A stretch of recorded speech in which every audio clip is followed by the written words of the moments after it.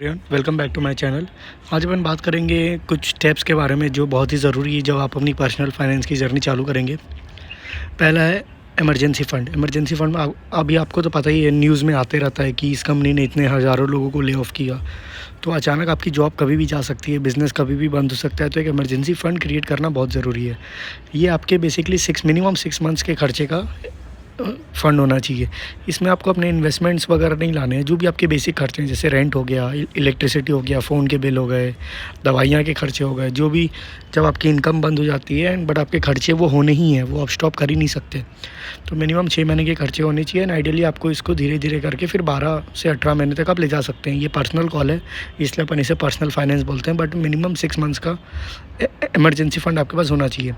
फिर आप इस फ़ंड को कोई भी रिस्की एसेट क्लास में इन्वेस्ट नहीं कर सकते, बिकॉज़ इसके ऊपर हमारा रिटर्न्स कमाने का कोई भी इरादा नहीं है। ये बस सेफ़ रहे, ये इसका कैपिटल लॉस नहीं होना चाहिए, थोड़ा बहुत इंटरेस्ट मिले तो अच्छा ही है। तो इसलिए आप इसे एक सेपरेट बैंक अकाउंट में रख सकते हैं। एफडी करा सकते हैं, बट एफडी में ध्यान रखिएगा कोई पेनल्टी ना हो जब भी आप एफडी तोड़ें, बिकॉज़ ये नाम ही इमरजेंसी फ़ंड है, कभी भी ज़रूरत पड़ सकती है। तो अगर एफडी में आप जब भी तोड़ेंगे तो उसमें अगर पेनल्टी लग रही है तो वो फिर अच्छी बात नहीं है। फिर एक अच्छा सा हेल्थ इंश्योरेंस आपको अपनी और आपकी फैमिली के लिए लेना है, बिकॉज़ आजकल इतनी सारी बीमारियां आ रही है, कब किसको क्या हो जाए कुछ आइडिया नहीं है एंड आजकल मेडिकल एक्सपेंसेस भी बहुत बढ़ गए हैं। तो अगर आपके पास हेल्थ इंश्योरेंस नहीं है, खुदा ना खास्ता आपको कुछ हो गया तो आपकी पूरी सेविंग्स एंड इन्वेस्टमेंट सारे चले जाएंगे। तो प्लीज़ एक अच्छा सा हेल्थ इंश्योरेंस लीजिए, उसके टर्म्स एंड कंडीशंस अच्छे से पढ़िए, क्या क्या डिसीजेस कवर है, कुछ वेटिंग पीरियड है क्या, कैशलेस पेमेंट एक्सेप्ट करते हैं क्या, एंड कौन से हॉस्पिटल्स कवर्ड हैं। एंड जितना जल्दी आप लेंगे उतना बेटर है, बिकॉज उसका प्रीमियम कम रहता है। तो एक हेल्थ इंश्योरेंस बहुत ही बेटर है, और वैसे ही एक टर्म इंश्योरेंस भी आपको चाहिए, बिकॉज अगर आपको कुछ हो जाए एंड आप नहीं रहे तो आपकी फैमिली अच्छे खासे जो भी अर्निंग मेंबर को कुछ हो जाए तो उनकी फैमिली को सपोर्ट मिलना चाहिए। तो आइडियली आपकी 5 टाइम्स ऑफ ईयरली इनकम का होना चाहिए। आप साल भर में जितना भी कमाते हैं उसका 5 टाइम्स आपको मिलना चाहिए।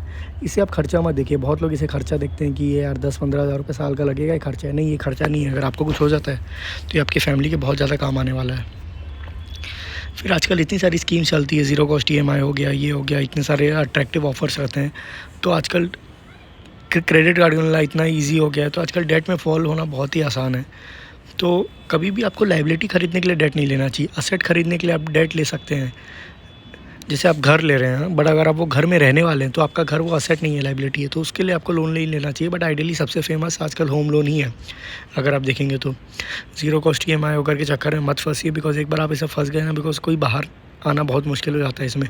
जितना जल्दी हो सके आप अपनी EMI को कम करिए एंड डेट फ्री बनिए, बिकॉज डेट फ्री होना आज के ज़माने में बहुत ही इंपॉर्टेंट है, बिकॉज एक अलग ही लेवल का स्ट्रेस फ्री आप रहते हैं।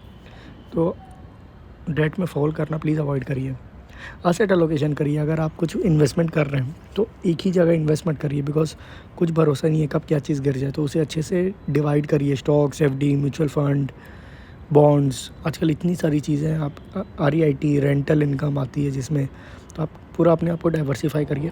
2 स्टेजेस होते हैं आइडियली अगर अपन बात करें, एक होती है वेल्थ क्रिएशन की, एक होती है वेल्थ प्रिजर्वेशन की। वेल्थ क्रिएशन जब आप काम करना चालू करते हैं, आप यंग हैं, उसमें आपको हाई कंपाउंडिंग इंस्ट्रूमेंट्स में इन्वेस्ट करना है, जैसे इक्विटी हो गया, म्यूचुअल फंड हो गया।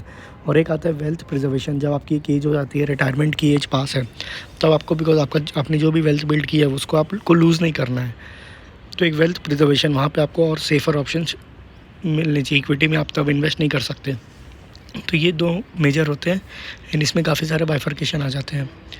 फिर जहाँ भी इन्वेस्ट कर रहे हैं पूरी नॉलेज लीजिए, राइट माइंड से लीजिए। आजकल बहुत आसान है इन्फ्लुएंस होना कि आप यहाँ इन्वेस्ट कर दीजिए, इतना % रिटर्न मिलेगा इतने सालों में। बट एक right mindset and right knowledge रखिए जहाँ भी आप इन्वेस्ट कर रहे हैं, बिकॉज आपका हार्ड अर्न मनी है। डूबते हुए एकदम टाइम नहीं लगता है। अपनी खुद की रिसर्च करिए। आजकल इतने से यूट्यूब में सब चीज़ अवेलेबल है। मैं भी हर ऑल्टरनेट डेज वीडियो डालता हूँ अलग अलग टॉपिक्स में सॉरी। तो आप एक राइट नॉलेज लीजिए, रिसर्च करिए एंड तभी इन्वेस्ट करिए कहीं भी।